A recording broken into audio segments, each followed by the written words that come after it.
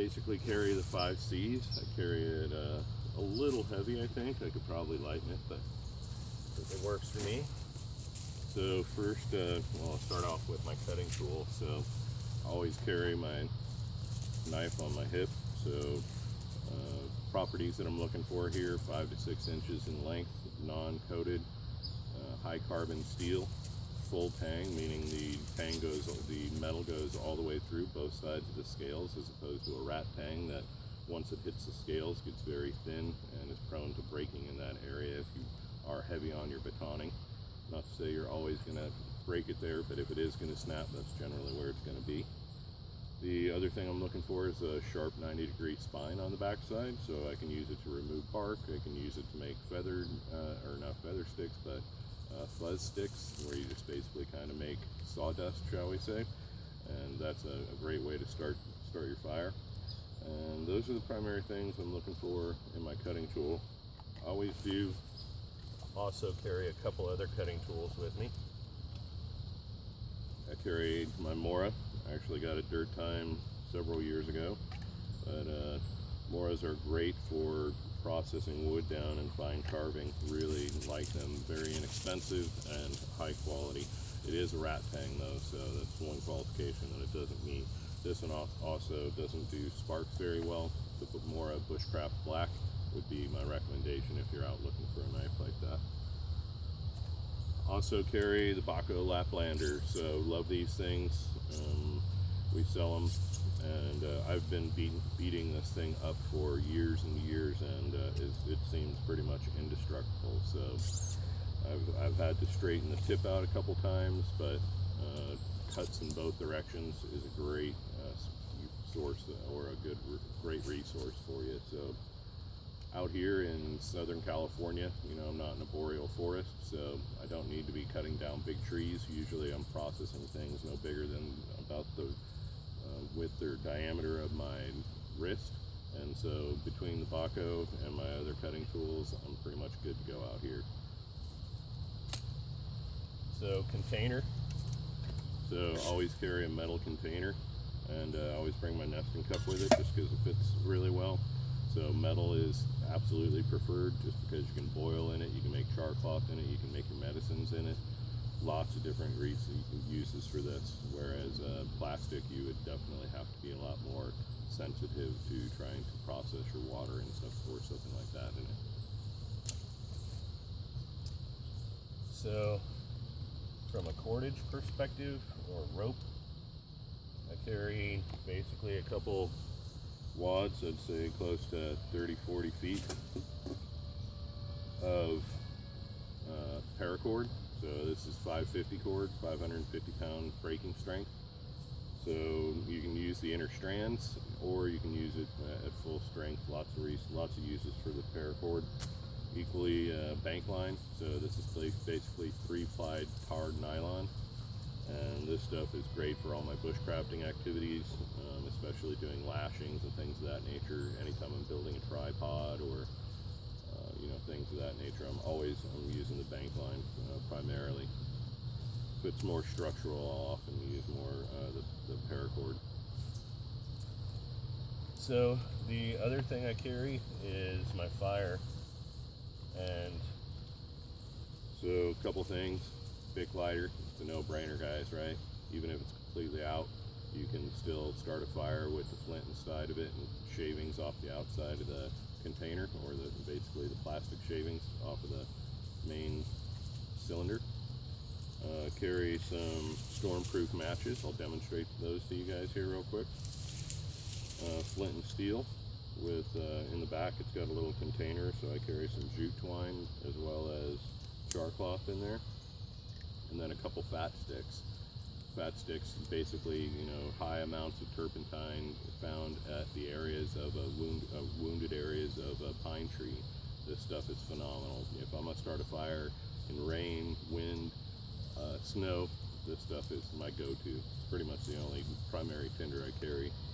Cover. So my cover, this again is something that I could definitely carry lighter. Sometimes I'll just carry a 55-gallon 3mm trash bag, but to be more comfortable, if I ever did actually have to use the things in my gear here, I basically carry this, a 5x7 tarp, and I also have a 55-gallon trash bag in here, and one of the really flimsy Mylar space blankets, kind of a single-use space blanket. So, you know, I don't ever really use this. Once in a while I'll pull the tarp out if I just want to, you know, set up shop somewhere and I'm out on a hike, but again, this is kind of just a resource. I'd use it if I needed to. But all that being said, you know, this gear is only a couple pounds, and you know, it's easy for me to carry. And I wanted to demonstrate these matches to you guys. All right, so these are the storm-proof matches. I buy them at REI. I'm sure you can get them elsewhere. But basically, you know, your traditional matches, once they get wet, they're pretty much done, right? Some people will wrap, you know, paper towels or things such like that around the top portion near the head of the Strike Anywhere matches, and then dip them in cotton or dip them in wax. You know, that's great. But again, if it gets wet, once it's lit, you're pretty much done. Whereas these things, if I can get them out of the package here, these are storm-proof matches, and all this orange is magnesium, which will continue to burn even when submerged. So let me demonstrate that. Go ahead and give this a try for you. Got water in here.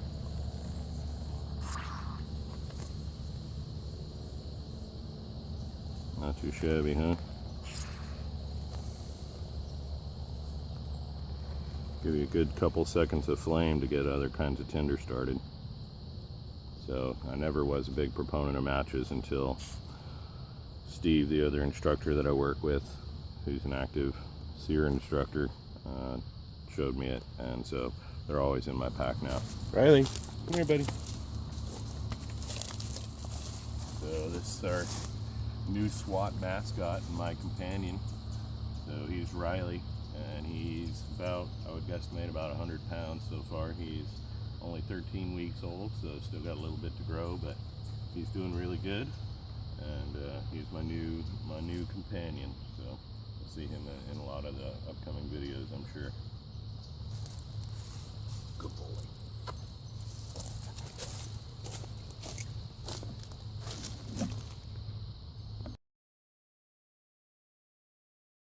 Starting with bleach.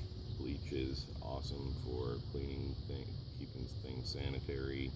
You can also add 16 drops per gallon of water to disinfect the water and make it potable. So good thing to have around for multiple uses. Cash or some kind of coins or currency. So depending on whether you think cash is going to be beneficial or not, you may want to also think about coins or other precious stones and things of that nature. Clothing and blankets, obviously staying warm is going to be critical, especially if you for some reason can't get heat from other methods, especially here in an urban environment like myself. There's limited supply of wood, at least nearby, unless I wanted to drive to go get it. So also multiple ways to make fire. So needless to say, fire is used for so many different things. So having multiple ways to do that is obviously important. Equally, an extinguisher in an urban environment, you never know what's going to happen. So having an extinguisher or 3 nearby is not a bad thing.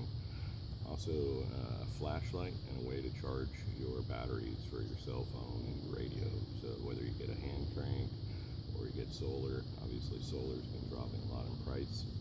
Look at something, or you can also use obviously your battery from your car, but you may want to use that for other resources. So think about the ways that you would charge in order to stay in communication with everyone, as long as the communication towers are up. Also food and water. So food, enough rations for 3 days. And water, at least a gallon of water per person for a minimal 3 days. Luckily I have a pool, so that helps me for a little bit. Medical, first aid, so I'm certainly no expert with medical, so I'll defer to your other research with that.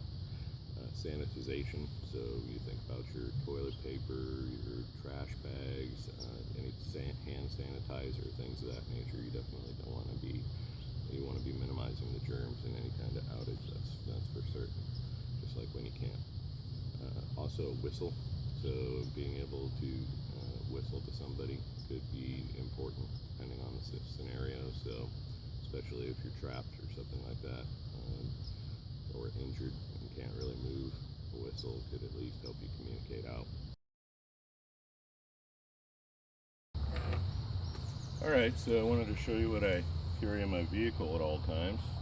So this is basically something I put together for a guesstimate $50 or so. So I'll just walk you through what I have here. So canteen, obviously full of water. Canteen cup, metal cup, so I can boil my water and whatnot, disinfect it. A sole emergency space blanket. Kind of basically like a sleeping bag. Work pretty well. You do sweat a lot in them, but can get you through the night. Not necessarily the most comfortable bag. A lot of clear trash bags, 55 gallon. Not quite as heavy duty as I'd like, but I can use these for super shelters, transpiration bags to collect water, obviously bedding, collecting my materials, all different kinds of things that I can use that for. Excuse me. Cotton bandana. We all know about the many uses of the bandana. Some hemostatic gauze, just in case I need to cover up some wound between that and the cotton. Hopefully we'll get it done. And I'll just kind of walk around the outside of the bag here. I have just a compass and a thermometer, a cheap cutting tool, so just a folding blade. Usually don't carry obviously a folding blade out in the dirt, but hopefully I'll never have to use this. I have quite a bit of parachute cord on here, both just wrapped around the back as well as a bracelet. Some cotton balls and Vaseline in here, so quick fire starter you guys all know about. Got some water purification tablets, so make kill things. Definitely does not taste very good, but suck it up. And then on this side I have a small ferro rod as well as a small flashlight. And let's see, I might have one other thing down in there. Oh yeah, and I have a hunk of bank line. So figure I could definitely survive a couple days around the truck if I needed to. So just be prepared. Okay, so remember, September is Preparedness Month, so be prepared both in the urban settings, at the vehicle, and out in the bush. Stay dirty. What you got?